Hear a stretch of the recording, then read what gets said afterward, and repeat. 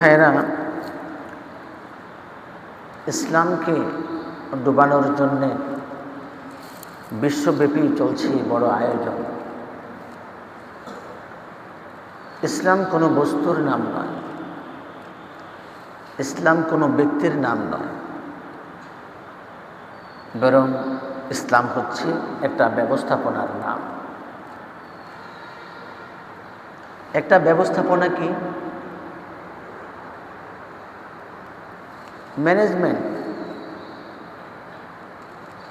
Management অত্যন্ত গুরুত্বপূর্ণ বিষয়। কোনো অফিসে, আদালতে, কোনো জনসমুখে অথবা কোনো জনগণ বসবাস করে এমন কোনো অঞ্চলে যদি কোনো ব্যবস্থাপনা বা ম্যানেজমেন্ট না থাকে, তখন সেখানকার মানুষগুলো নিয়মতান্ত্রিকভাবে চলাফেরা করতে পারে না। মনে করেন একটা গ্রামে যদি 1000 লাখ লোক বসবাস করে, এখন প্রত্যেকে যার যার সুবিধা মতো যদি কাজ করতে যায়, তখন দেখা যাবে যে একজনের কাজ আরেকজনের জন্য অসুবিধার কারণ হয়ে দাঁড়ায়।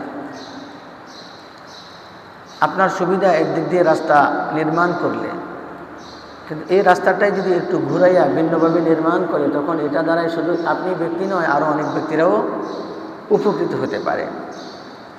তো একটা ম্যানেজমেন্টের অধীনে যদি কোনো কাজ পরিচালিত হয়, এটা সুন্দর এবং সুষ্ঠু হয়। যেখানকার ম্যানেজমেন্ট যত সুন্দর, সেখানকার মানুষের জীবনযাপনও তত বেশি সুন্দর। তো জাহিলি যুগের মানুষগুলোর কাছেও একটা ম্যানেজমেন্ট ছিল, যে কে কত বেশি মারতে পারে, কে কত বেশি দখল করতে পারে, কে কত বেশি অন্যের উপর বল প্রয়োগ করতে পারে, কে কত বেশি মানুষের অধিকারকে হরণ করতে পারে। সেখানকার জাহিলি যুগের মানুষগুলোর ম্যানেজমেন্ট ছিল এই ধরনের। এই ম্যানেজমেন্টের অধীনে মানুষের মানবিকতা বিলুপ্ত হয়েছে, মানবাধিকার বিলুপ্ত হয়েছে, মানুষের নিরাপত্তা বিলুপ্ত হয়েছে, মানুষের স্বাধীনতা উঠে গেছে। আপনারা বুঝে থাকলে বলেন, একজন মানুষ তার মানবিক জীবনে যদি তার নিরাপত্তা না থাকে, মানবাধিকার না থাকে, শান্তি না পায়, বিচার না পায়, তার মৌলিক অধিকার যদি খর্ব হয়, তাহলে একটা মানুষ কোনো সমাজ বা রাষ্ট্রে টিকে থাকতে পারে না। এই সমস্ত বিশৃঙ্খলার মধ্য দিয়ে সেখানে রাজত্ব করে ওরাই, যাদের গায়ের বল বেশি, যাদের ক্ষমতা বেশি, যাদের বাহিনী বড়, তারা। দেখবেন আমাদের দেশেও ওই যে ব্রাহ্মণবাড়িয়া অঞ্চলে, বিভিন্ন অঞ্চলে এখনও এ পাড়া ও পাড়া মারামারি লাগলে লাঠি, টেঁটা, বল্লম এগুলো নিয়ে নারী পুরুষরা অকাতরে নেমে যায়, যে কার দল কত বেশি ভারী আর কোন গ্রুপকে বেশি পরাভূত করতে পারে। এরকম লোক আছে না নেই? আছে। ঠিক রাজনীতির ক্ষেত্রেও এই ধরনের চিত্র আমাদের দেশে এবং আমাদের প্রতিবেশী রাষ্ট্রে, বিভিন্ন রাষ্ট্রে পাওয়া যায়। আমরা আগের কথায় ফিরে যাই, যে মুসলমানদেরকে পৃথিবী থেকে নিঃশেষ করে দেওয়ার জন্যে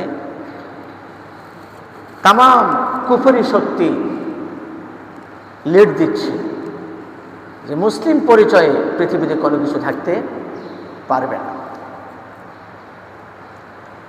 এখন এই আয়োজনের তাগিদে দেখা যায় কখনো কখনো আফগানিস্তানে, কখনো সুদানে, কখনো নাইজেরিয়াতে, কখনো ইন্দোনেশিয়ায়, কখনো কাশ্মীরে, কখনো গুজরাটে, কখনো ফিলিস্তিনে এই আয়োজন ধারাবাহিকভাবে চলছে।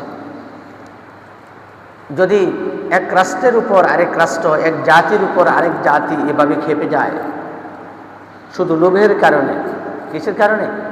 লোভ। এখানে আর কোনো কিছুই নেই, স্বার্থ।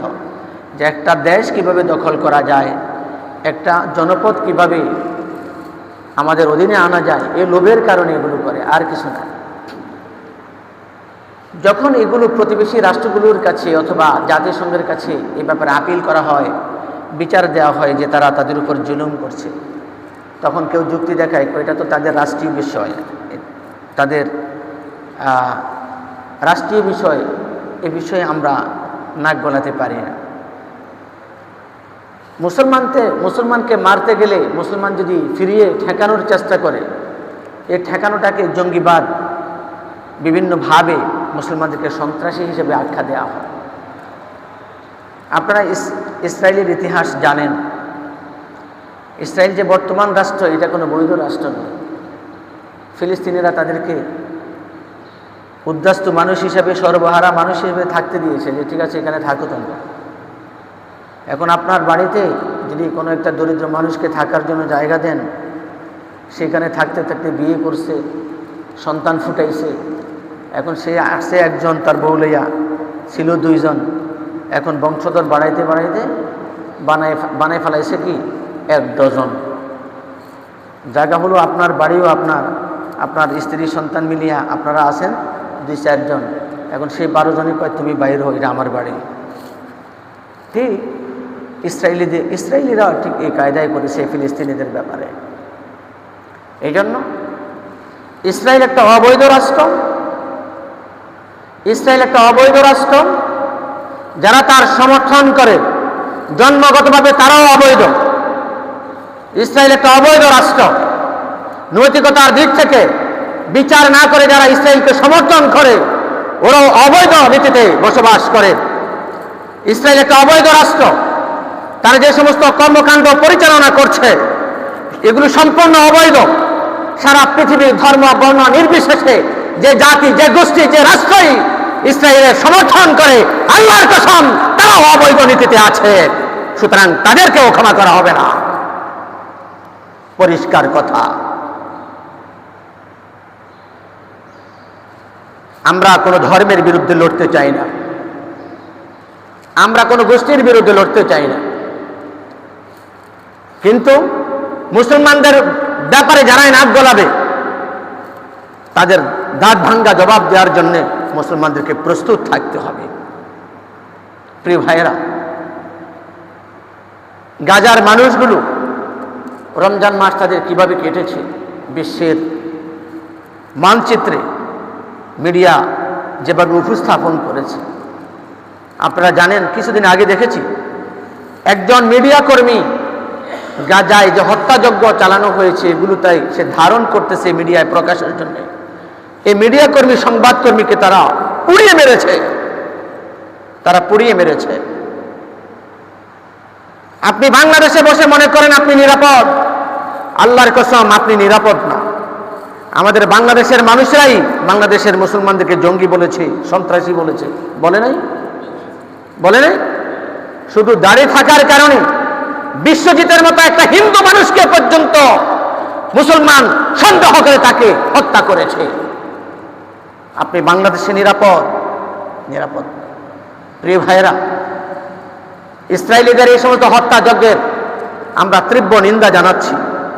আমরা জাতিসংঘকে আহ্বান জানাবো, বিশ্ব নেতৃবৃন্দকে আহ্বান জানাবো যে তোমরা যদি মানুষ হও, তোমরা যদি জালেম না হও, তোমরা যদি নিজেদেরকে মানুষ মনে করো, তোমরা যদি নিজেদেরকে বৈধ মানুষ মনে করো, তোমাদের যদি মা বাবার ঘরে তোমরা জন্ম নিয়ে থাকো, হে বিশ্ব নেতৃবৃন্দ, তোমাদের জন্ম যদি বৈধ হয়ে থাকে, আমি বলবো ইসরায়েলের যে হত্যাযজ্ঞ চালাচ্ছে অবৈধ কাজের বিরুদ্ধে, তোমরা বৈধ মানুষ হিসাবে, বৈধ মা বাবার সন্তান হিসাবে তাদের বিরুদ্ধে তোমরা ভূমিকা রাখো। না হলে তোমাদের বিচার হবেই আল্লাহর এই আসমানের নিচে, তোমাদেরকে ছাড় দেওয়া হবে না। আমরা এই তীব্র নিন্দা জানাই। তাদের অপরাধকে, তাদের বাড়িঘর সব গুড়িয়ে দিয়েছে। হাজার হাজার মানুষ বস্ত্র ছাড়া বলা যায় লাইন ধরে বিভিন্ন রাষ্ট্রের দিকে ফড়িংয়ের মতো, বিকৃত উইফুকার মতো ছুটে যাচ্ছে। ছোট ছোট শিশুরা দালান কোঠার নিচে চাপা পড়ে গেছে। বোলডোজার দিয়ে ঠেলে ঠেলে গর্ত করে এগুলোকে মাটি দিয়ে চাপা দেওয়া হচ্ছে। কোথায় মানব, কোথায় মানবিকতা, কোথায় মানবতা? সারা পৃথিবী কি মানুষ নাই? ইসলাম বাদে দিলাম, মুসলমান বাদে দিলাম, পৃথিবীতে কি মানুষ নাই? যে একটা মানুষকে তাদের কি অপরাধ, তোমরা তাদেরকে এভাবে কেন মারছ, এভাবে কেন তোমরা হত্যাযজ্ঞ চালাচ্ছ? মানুষ নাই কে পৃথিবীতে? মানুষের জন্য মানুষের একটা মায়া থাকা দরকার, যে আমার যেমন চেহারা আছে তারও একটা চেহারা আছে, আমাকে যেমন মানুষ বলে সেও একটা মানুষ, আমার যেমন চোখ আছে তারও একটা চোখ আছে, আমার যেমন চাহিদা আছে তারও একটা চাহিদা আছে, আমি যেমন বাঁচতে চাই সেও তো একটা বাঁচতে চায়। আমি মানুষ হয় কিভাবে একটা মানুষের উপর এভাবে হত্যাযজ্ঞ চালাই? হে বিশ্ব নেতৃবৃন্দ, তোমরা যারা পেটোয়াগিরি করো, নিজেদের গডফাদার মনে করো, আমি তোমাদেরকে বলছি, তোমরা ইসরায়েলিদের এই হত্যাযজ্ঞ থামাও। তোমরা যদি বৈধ পিতামাতার বৈধ সন্তান হয়ে থাকো, তাহলে ইসরায়েলিদের বিরুদ্ধে, ইসরায়েলিদের অবৈধ কর্মকাণ্ডের তাদের বিরুদ্ধে তোমরা দাঁড়াও। তোমরা মুসলমানদেরকে রক্ষা করো, তোমরা গাজাবাসীদেরকে রক্ষা করো। প্রিয় ভাইয়েরা, মানুষ কোথায়? মানুষকে যার হুঁশ আছে, মানুষকে যার বিবেক আছে, মানুষকে যে অন্যায় বোঝে, মানুষকে যে ন্যায়ের কথা বলতে পারে, মানুষকে যে অন্যায়ের প্রতিবাদ করে, সে হলো মানুষ। এক মানুষকে আরেক মানুষ মেরে ফেলবে, মানুষ আরেক মানুষ কিভাবে তামসা দেখে? মানুষ কোথায়? কোথায় মানুষ? পৃথিবীতে কি মানুষ নাই? কোথায় রাশিয়া? কোথায় আমেরিকা? তোমরা কোথায়? তোমরা কি মানুষ নও? তোমরা কেন গাজাবাসীদের উপরে হত্যাযজ্ঞ পরিচালনা করছে? তোমরা কেন এর প্রতিবাদ করো না? তোমরা কি মানুষের সন্তান নও? তোমরা কি হিংস্র? তোমরা কি হিংস্র প্রাণী? তোমরা কি জানোয়ার? আরে ভাই, একটা হিন্দু মানুষ পর্যন্ত একটা মুসলমানের কাছে হাত বাড়াইলে পকেটে টাকা থাকলে দিয়ে দেয়, যার একটা মানুষ না খেয়ে থাকবে। অন্য ধর্মের কি হলে হয়েছে?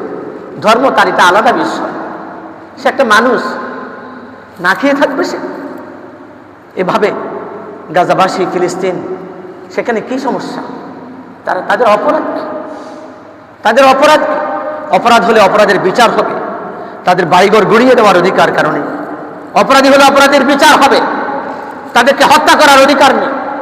অপরাধী থাকলে অপরাধের বিচার হবে, তাদের বংশ গরিমাকে ফিসিয়ে ফেলার কোনো অধিকার কারণে।